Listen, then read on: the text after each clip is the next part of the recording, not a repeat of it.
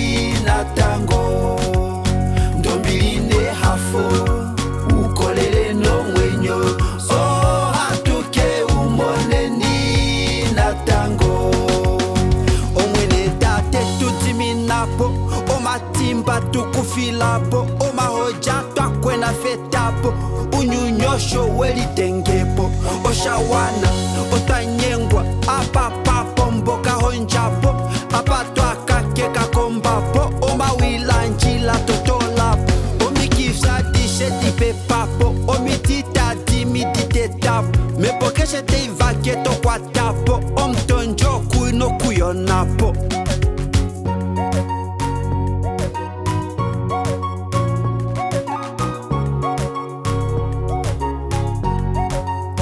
Eshikishalia la foma shenjo vamovanki katava hombola vamovanki katava homborwa ovakulu no kwalitava fukike ashike halolo enaliwanifwe enjila doye hadodetu ngewapopyo mweno shalongwa shapwa tukufamo momayeleko unyuningo watongolo koshipala shomwene korono tashona kuacha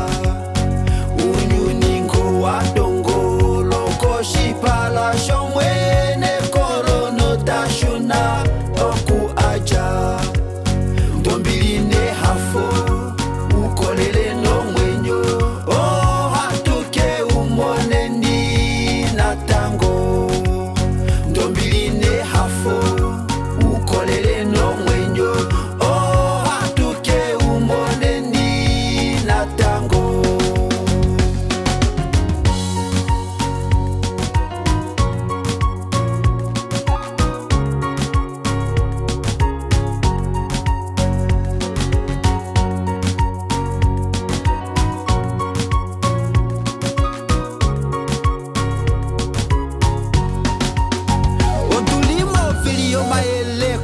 Esikisa liheno katongo ohepele nova kenkeli both small and great uno nande nova kulunu ongolo kesho ya tongolo esikisa leina likongola engonwa tishe mbolyo tilikove iyo kwaterwa ngetotenge tukufo bate na eshikisha ndorop down na taihulupo inimane ishenji ndenkele kata tipatuluka ndeatulinyonga mene kalunga shashipeifu nyunyoto ufeta best of pain omwene fioneni hano pay for gain ningo wa